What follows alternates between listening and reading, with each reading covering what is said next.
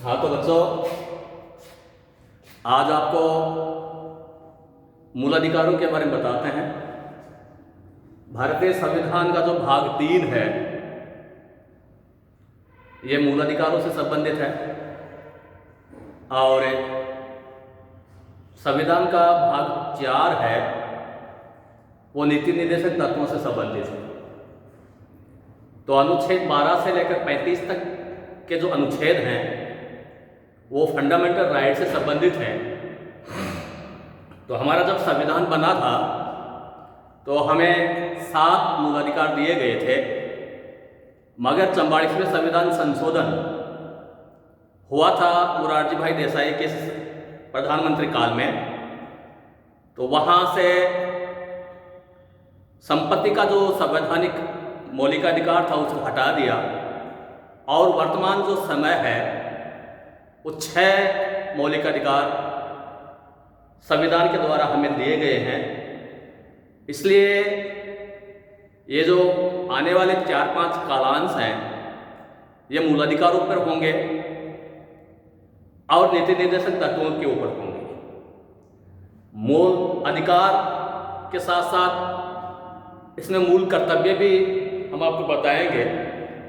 मैं बार बार बताता रहता हूँ कि भारत के जो संविधान निर्माता थे उन लोगों ने विश्व के संविधानों से जो भी अच्छी बात उन्हें लगी उन लोगों ने उन बातों को अपनाया था। और मूल कर्तव्य के जो विचार हैं वो हमने रसिया के संविधान का अनुसरण करते हुए लिया। जहाँ तक नीति निर्देशक तत्वों का सवाल है तो ये हमने आयरलैंड का जो संविधान है इनका अनुसरण करते हुए लिया है। आज आपको छोटा सा परिचय दिया जाएगा फंडामेंटल राइट्स का, मूल अधिकारों की विशेषताएं, इनका महत्व के बारे में बताएंगे और उसके बाद में जो 6 जो अधिकार हैं उनको हम डिटेल से आपको बताएंगे। तो यहाँ क्या है कि व्यक्ति और राज्य के जो आपसी संबंध हैं की समस्या सदैव ही जटिल रही है और वर्तमान समय की जो प्रजातांत्रिक व्यवस्था है इसमें इसे विशेष महत्व प्राप्त कर लिया। यदि एक और शांति और व्यवस्था बनाए रखने के लिए नागरिकों के जीवन पर राज्य का नियंत्रण आवश्यक है, तो दूसरी ओर राज्य की शक्ति पर भी ऐसी सीमाएं लगा देना आवश्यक है जिससे राज्य मनमाने तरीके से आचरण करते हुए व्यक्तियों की स्वतंत्रता और अधिकारों के विरुद्ध कार्य ना कर सके। मौलिक अधिकार व्यक्ति स्वतंत्रता और अधिकारों के हित में राज्य की शक्ति पर प्रतिबंध लगाने के श्रेष्ठ उपाय। फ्रांस की राज्य क्रांति ने विश्व को स्वतंत्रता, समानता और भ्रातृत्व का संदेश दिया था। क्रांति के उपरांत फ्रांस की राष्ट्रीय सभा ने 1789 में के नवीन संविधान में मानवीय अधिकारों की घोषणा को शामिल करके नागरिकों के कुछ मौलिक अधिकारों को संवैधानिक रूप देने की प्रथा प्रारंभ की। इसके बाद संयुक्त राज्य अमेरिका के संविधान में 1791 में प्रथम 10 संशोधनों द्वारा व्यक्तियों के अधिकारों को संविधान का अंग बनाया गया। यह संशोधन ही सामूहिक रूप से अधिकार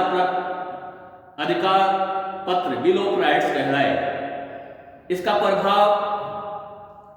प्रभाव यूरोपियन राज्यों के संविधानों पर पड़ रहा।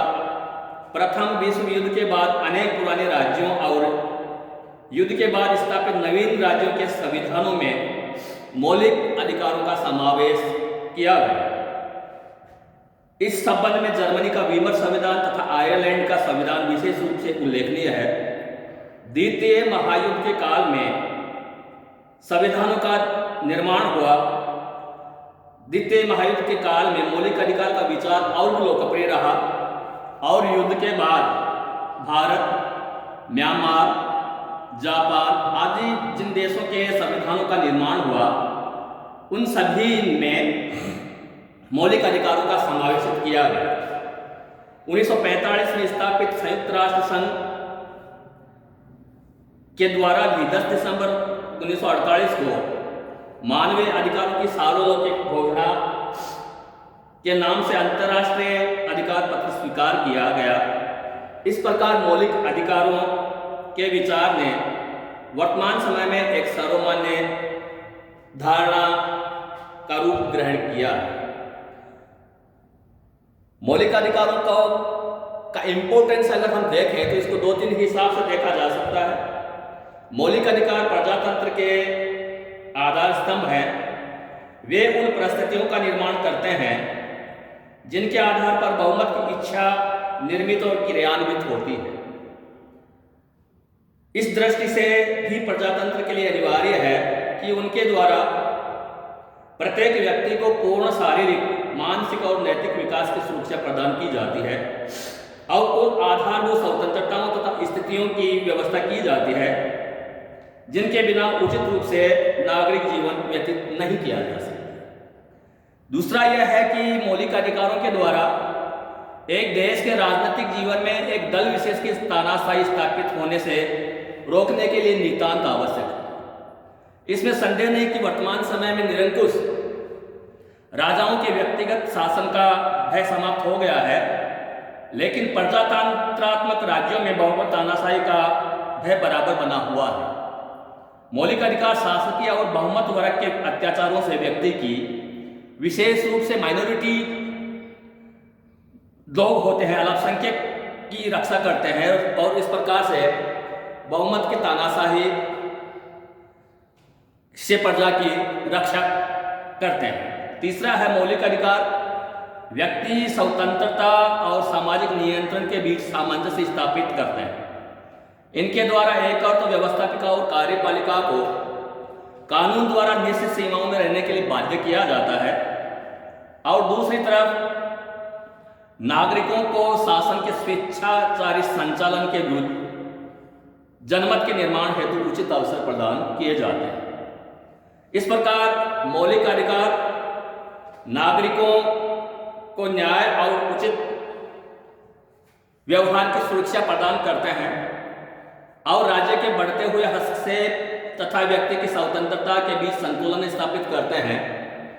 मौलिक नागरिकों के मौलिक अधिकार मानवीय स्वतंत्रता के मापदंड और संरक्षण दोनों ही हैं। इस कारण उनका अपना मनोवैज्ञानिक महत्व है। आज के युग में कोई राजनीतिक दार्शनिक इनकी उपेक्षा नहीं कर सकता।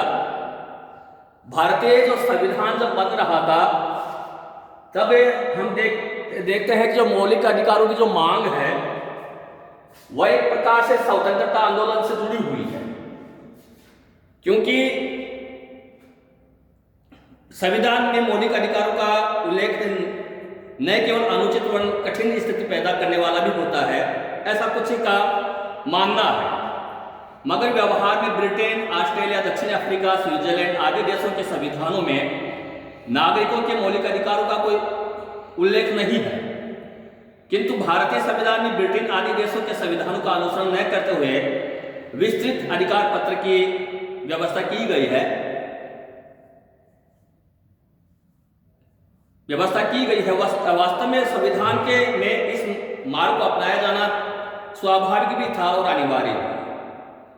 इसके अतिरिक्त भारतीय संविधान सभा के सदस्यों ने ब्रिटिश शासन के अत्याचार को प्रत्यक्ष रूप से देखे थे और बहुतों के द्वारा इन अत्याचारों की भयानकता स्वयं अनुभव की गई थी। ऐसी स्थिति में स्वाभाविक रूप से उनके द्वारा यह सोचा गया कि ऐसी व्यवस्था स्थापित कर दी जानी चाहिए जिससे शासन अब जनता पर इस प्रकार के अत्याचार ना कर सके। भारत में प्रजातंत्र नया नया ही स्थापित किया जा रहा था और इस कारण भी नागरिकों के अधिकारों की अधिकारों को विधानमंडल की इच्छा पर छोड़ना उचित नहीं समझा गया। इस संबंध में डॉक्टर आम्बेडकर ने भारतीय संविधान सभा में कहा था कि भारत में इन अधिकारों को विधानमंडलों या सरकार की इच्छा पर छोड़ देना उचित नहीं है, क्योंकि भारत में लोकतंत्र अब तक पूर्ण रूप से पनप नहीं पाया है। इसलिए हम इन अधिकारों को संविधान में रख देते हैं। मौलिक अधिकारों का अर्थ वे अधिकार जो व्यक्ति के जीवन के लिए मौलिक तथा अनिवार्य होने के कारण संविधान द्वारा नागरिकों को प्रदान किए जाते हैं और जिन अधिकारों में राज्य के द्वारा भी हस्तक्षेप नहीं किया जा सकता, मौलिक अधिकार कहते हैं। व्यक्ति के इन अधिकारों को निम्न आधार पर मौलिक कहा जा सकता है। एक प्रथम, व्यक्ति के पूर्ण मानसिक, भौतिक और नैतिक विकास के लिए ये अधिकार बहुत आवश्यक है। इसके अभाव में उनके व्यक्तित्व का विकास रुक जाएगा। दूसरा यह है कि उन देशों की मौलिक विधि अर्थात संविधान में स्थान दिया जाता है और साधारणतः संविधान संशोधन के अलावा इनमें किसी प्रकार का परिवर्तन नहीं किया जा सकता। गोपालन बनाम मद्रास राज्य के विवाद में मुख्य न्यायाधीश पतंजलि शास्त्री ने भी कहा था, मौलिक अधिकारों की मुख्य विशेषता यह है कि ये राज्य द्वारा पारित विधियों से ऊपर है। तृतीय, मौलिक अधिकार साधारणतः अलंघनीय है, अर्थात व्यवस्थापिका, कार्यपालिका या बहुमत दल द्वारा उनका अतिक्रमण नहीं किया जा सकता। चतुर्थ, मौलिक अधिकार न्याय योग्य होते हैं, अर्थात न्यायपालिका इन अधिकारों की रक्षा के लिए सभी आवश्यक कदम उठा सकती है। मौलिक अधिकारों की व्यवस्था भारतीय संविधान की सर्वप्रमुख व्यवस्थाओं में से एक है। अब ये जो भारत के संविधान में मूल अधिकार जो लिखे गए हैं, इनकी कुछ आधारभूत विशेषताएं हम आपको बताएंगे, जिनमें मुख्य ये देखा जाता है कि ये सर्वाधिक अधिकार विस्तृत अधिकार पत्र है, मौलिक अधिकार व्यावहारिकता पर आधारित है, मौलिक अधिकार सीमित है, निरंकुश नहीं, प्राकृतिक या अनगिनत अधिकारों के लिए कोई स्थान नहीं, मौलिक अधिकारों की रक्षा की व्यवस्था।